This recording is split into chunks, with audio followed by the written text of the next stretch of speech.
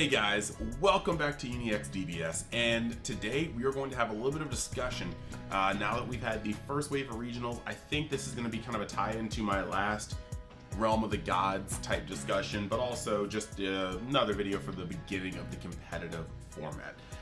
So I'm happy to dive into that. Wanted to get out the normal plugs and just some awareness on the channel. We are doing crazy things, and YouTube is actually kind of getting to a point where I am pushing full steam ahead to make this less of a hobby and more of like something I can kind of bank on, you know? So yeah, we got the video with IGN on this channel. Great things that we can do with this game in terms of promoting it. Very happy to have been a part of that. And yeah, you can check that out in the description. The video is there. Show it some love, comment, like, so it spreads, so it just goes up higher.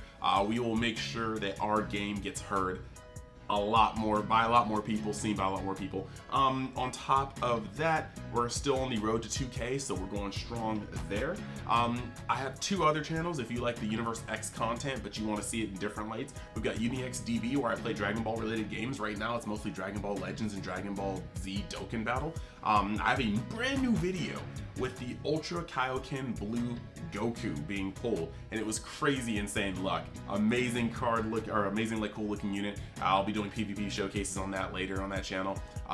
Tomorrow night I'll be summoning for Sanday Majin Vegeta on Dragon Ball Z Dokkan Battle. So if you like those games, hop over to that channel, show some love. It's also a growing channel too. As per usual, just want to say we got a bunch of parts in the community for Dragon Ball Super that you can visit. We got the official Facebook group where you get the official spoilers and announcements, the discussion group where we talk about it, the Reddit where we talk about it more, my Discord where we talk about it even more. Plenty of places to go, all of them influential and, you know, great place to find knowledge for the card game. We have also, last but not least, got TCGMetalZ, partial sponsor and friend, where you can get the coolest metal cards. Dude is constantly making fire on the daily, always working to bring you just the coolest metal cards to bling out your deck, add a little flair to the table. Know what I'm saying? Know what I'm saying? And you can use the code UNIX at checkout to get 10% off your entire order. So hit me up. Now that is over, we are gonna go into the general just topic, you know? So when we're kind of coming into the format, right? Before, we always have to kind of speculate what the new set is going to do for the game. And speculation, but now we have some hard results. So I'm gonna go through this by color, and I'm gonna talk about, you know, the winners and the losers of the set now that we have some more concrete info. We're gonna start with red. Actually, you know what? No, we're gonna start with green, the color that benefited the least. Green is kind of in a weird space because green, I will say it one more time, green keeps getting more and more cards that are slept on but should not be slept on. I will state till this very day, Sand Showdown gave us one of the most broken unisons of all time in that King Vegeta unison. Just green isn't the color to be playing right now. We currently have the hit, the SR and SPR hit from this set, broken. That card is annoying. It's a walking weird floodgate discard 2 where you can't swing at all. If that card hits the board, you're gonna have a bad time. The Kaioken Goku is actually really good too. Doesn't have much protection, but he's easy to drop and he's easy to go.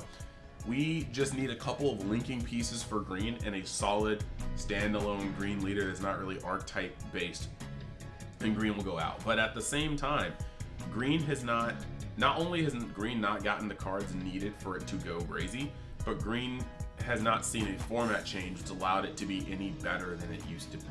So unfortunately, another set has gone by and green has been left none the better. It's just kind of sad. Moving from there, going up, I would say it's blue. Blue's the next on this list. Blue has not necessarily gained a gajillion things. Blue has not lost a single thing. The buff that blue has gotten is more format oriented. With cards like Fu being out of the game, blue now has a more just open space to operate.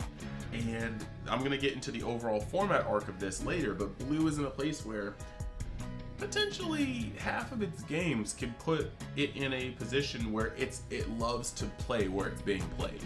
You know, it's definitely getting to its turns 4, 5, maybe even 6 in almost every one of its games, and that lets Blue play around with its best power cards a lot more often, you know, which is cool for Blue, not cool for other people. Nobody likes being hit with that Android 17 turning the tide, or the Kale card that bounces all this stuff. It just can get really, really rude. But that being said, Blue hasn't really gained a gajillion things. It's got a couple more cards, but the most important part is it hasn't lost anything, and the format has gone longer, and that's where Blue thrives 9 times out of 10. Next on the list is going to be Yellow. Now Yellow I put in the middle, but Yellow is honestly the first real loser of this list, I kind of think. Now don't get me wrong, Yellow is not like unplayable, but people used to think Yellow was broken because Yellow was broken, but George and I have talked, plenty of prominent players have talked, Yellow was not broken. Yellow was extremely consistent. A lot of its cards were slightly overtuned, and they happened to have a leader that provided you with a consistent enough draw to see all these cards. When all your cards cantrip, you're going through your deck while you're using your effects. But when your leader +2s without using any cards in hand, you are literally +2ing. You're seeing 3 cards a turn. And on top of that, all your important cards like Super Power for Super Saiyan, Turles if you choose it, you know, these cards float. So you're starting to go through your deck and increase speed, and that's going to allow you to chain multiple turns of Power for Super Saiyan, Steadfast, Power for Super Saiyan, Riposte, Power for Super Saiyan, Riposte, Steadfast, and then, you know, throw in whatever other cards you want. So Yellow without Icarus is in a weird place because now you don't have that consistent draw. Now you have points where you will sit there and be like, oh crap, I might have actually run out of outs. And just a simple chink in that plan, just the simple fact that Gohan is no longer there to just float you throughout your entire deck, you are now reaching points where enough aggression will actually punch through. And once you punch through against Yellow, Yellow can tap down your stuff. Once it actually is turned sideways, Yellow is very, very poor at dealing with high threats. You combo to 30k, they will out combo it. You combo to 30k again after someone gets through, yeah, all bets are off. So that becomes kind of a problem. It's just kind of, it's unfortunate, but it's okay, mainly because Yellow has had its time in the sun for far too long. So you can play decks like Trunks and Vegeta. You have a lot of options to play, and it plays like a Yellow deck. Just understand it's not going to be the same ferocity that Icarus was. And for everybody going, Yellow's not dead, Sin Shenron. Sin Shenron's not a Yellow deck. Sin Shenron is a Sin Shenron deck. Yes, it can use some Yellow extra cards, but Yellow, like, that's why Sin Shenron is still around. You can't hit Sin Shenron without you directly hitting R-type pieces, and they just haven't found the need yet. So that's where they are on that one. Number 2 on the list is Black. Black is a very interesting place, in my opinion. And the funniest part about it is that I feel like the best Black deck is not what a lot of people expected. A lot of people who play Gogeta Zeno understood that it wasn't going to go anywhere unless it got massively hit. But a lot of people were hopeful that Trunks would come up and rival it, if not overtake it. But the fact of the matter is, Trunks still has to pay energy for certain things. You have to pay 2 to get your Supreme Kai on the board so she can warp 3 from the top of your deck. You have to pay 1 to play Goten or Gohan to warp 3 from the top of your deck. Gogeta Zeno does not have this problem. Gogeta Zeno will top 5 into your warp, and while that is indiscriminate and you can remove things like secret rares or super combos, it's still 5, you know? Trunks reliably isn't getting 8 black battle cards into the warp on turn 2 and still have the energy to play the Trunks SR from the set. Gogeta Zeno can remove 10 top cards and only 8 of them have to be sand, or have to be black battle cards. And if 8 of them are black battle cards and they're one of them the Trunks, guess what? Your turn 1 can be a thwarting. Your turn 2 can be a Trunks. Especially if you have an Overwhelm in hand, you combo 1 card, you Overwhelm to warp things back into warp.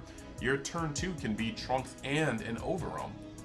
Like, you could literally thwarting, combo a card, Overwhelm for 3, swing with your leader, the Overwhelm and thwarting. That's huge on if you're going second. That's 1, 2, potentially 4 damage on turn 1 if they can't stop it. And then your next turn, the fact that if they can't get rid of your thwarting, which is very likely on that unless they open up Realm of the Gods, when they're Realm of the Gods cards, you can literally just go into Super Saiyan God Trunks and swing with your leader, Super Saiyan God Trunks, Super Saiyan God Trunks, fighting against fate, and thwarting. That is amazing amounts of burst on the top end.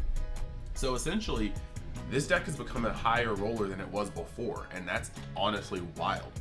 Now, on Trunks' side, like I said, you have to pay energy for all these things. So if Gogeta, like the unfortunate part is Gogeta Zeno can play the same mid-game Trunks does, but Gogeta Zeno can also play the absolute mad lad early game that Trunks cannot.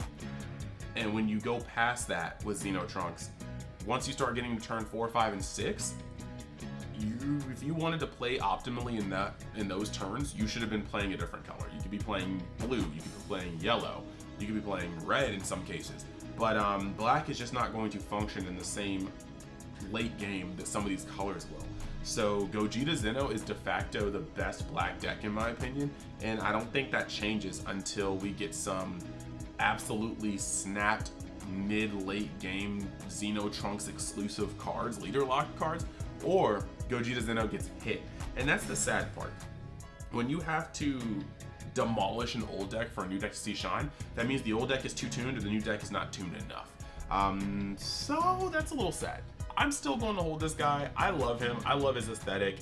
I think that between, you know, just the Crimson, like TCGMetalZ, you know, and the actual card, I think there's so much to do with this guy. I'm trying to let these guys focus because the art is actually just phenomenal, but apparently it just doesn't want to, so I'm sorry guys. My opinion is, until they do something with Gogeta Zeno, that deck won't be able to shine the way I want it to. Now, we are on to red.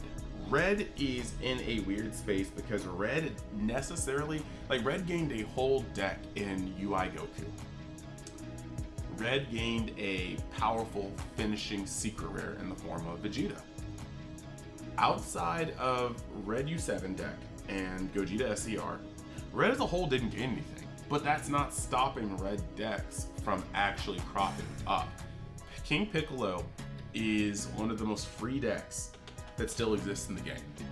So many cards come off the top for free, so many cards come out of your life for free. It's like, well, that's what I meant from off the top, but it comes off your life for free. You're comboing things, and yeah, you're getting free combo power, you're getting free bodies, and I'm not sure what they're going to do.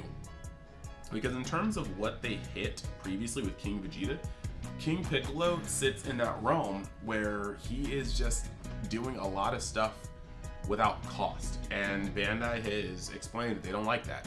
They don't like it at all. So I wouldn't be surprised if King Piccolo got hit, but at the same time, I'm not really holding my breath because King Piccolo has only taken a couple spaces in these top tournaments. Like, yes, they've been spaces that have been taken, but it's not like it's dominating the format, and you can still play around Piccolo. So we're in a place where red is more benefiting off of the format changes. Red is in an interesting space where it's not as low to the ground as Gogeta Zeno, but it still can play a decent mid game. So most red decks that function in the format are clear tempo decks. You are low enough to the ground to defend yourself versus the likes of Gogeta Zeno, but you're fast enough to get under some of these decks that are trying to play hard control. And when you're in that space, you just have to kind of understand where your field of play is, and you can operate very, very well. You were killing people before they can stabilize. You were killing people right as they were trying to stabilize. You're also defending some of the worst parts of these hyper-aggressive decks that could prop up, and then killing them with your mid-game when they're petering off and trying to close out the game. So you're essentially stabilizing on the aggro while you're beating control before it gets stabilized. That is the definition of like early, like aggressive mid-range / tempo. And that's a really good place to be. So I say red is kind of like the biggest winner right now because red gained an entire deck, a monstrous finisher SCR, as well as a place to be in the format that they currently did not have before because yellow was gatekeeping. Because yellow was able to defend itself immaculately early in mid-game and then out-advantage anybody else in the mid-game. Now, where does this leave our format going into Texas? We're in a very precarious place. Where the format is right now, there are 3 main options right now. you can play the mid-range / control decks, and this appeals to a lot of people. It feels safe. You know, lots of decks aren't trying to kill you that early. And when you get to your mid game, you get to play your juicy boss cards. You get to actually have access to 5-6 energy. Turns feel so much more interactive, and lots of people will love that playstyle. There's a lot of thought-provoking plays that can happen when you have 4 or 5 energy. However, having a bunch of decks go mid to late game allows certain decks to creep under them, i.e. black and red. Black can go extremely low to the ground right now, swinging over 10 times on turn 3. And that leaves you in a weird space to where you can just get faded out of the game before you can have a chance to set your roots down. Red, like I said, will get into that same space, but red will also be able to play some top-end threats around turn 4. Turn 4, red has some very powerful cards in the form of Ultra Mastery, in the form of the Vegeta's Secret Rare. So red is able to fit into a nice place. So you got the mid-range control decks, yeah, you got the aggro mid-range decks, and they kind of sit here, all right? And then on the outskirts of that, you are now seeing Mill pop up, because Mill is able to get in there and punish you, and they punish both sides. These aggressive decks are spewing through cards. They're putting the top 5 into the drop. They're milling 3 per turn. They're drawing 3 to 4 per turn. And so Mill's gonna be able to get in there, and if Mill can survive, Mill can deck you out. But if you go at the other opposite end of the spectrum, when you're playing these mid-range control decks, your game's gonna go long enough to the point where Mill will have 5, 6, 7 turns to do its thing, and you can potentially deck out from that. So that's actually putting us in a very odd space. Aggressive tempo, Mill, mid-range to control. And these are the 3 pillars of the format, in my opinion. I think it's going to be very interesting. Texas is kind of an up-in-the-air bag. I expect to see still a lot of U7 Goku. I definitely do. I expect to see Mill, but I don't think Mill's going to be meta, because Mill takes a certain kind of player to play, and it also takes knowledge of the deck.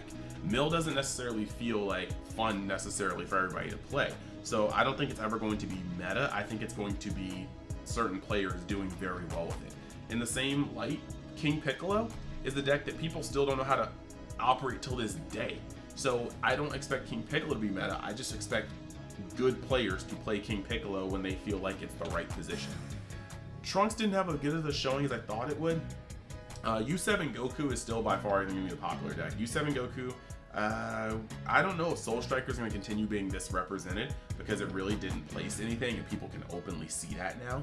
But there's so many variants you can play. Blue-red, blue-green, like you could even blue-black it right now, but blue-yellow is still there, so who knows. But U7 Goku, Soul Striker, and Gogeta Zenel, I'm calling to be the most popular decks next in Texas. But things that are also going to be in the meta, I'm thinking Sin Shenron, Android 16, or Android 18 Mill, like just Mill variants. It should be an interesting time. That being said, let me know your thoughts in the comments. This is a little bit of a chunky discussion as always, but let me know your thoughts in the comments. Let me know what you think the meta and RoG and, you know, just surprises may be for Texas. If you're going to Texas, good luck, but let me know that in the comments as well. I won't be appearing at a fest until Miami, so if you're going there, let me know too, and we will talk about it. Gonna cook up some content for the rest of the week, and yeah, cannot wait to see what happens in Fest Miami. Thank you guys for coming by. I will see you in the next episode of UniXDBS. And if you like the content, think about hitting that subscribe button, notification button, you know, like the video, and we will see you.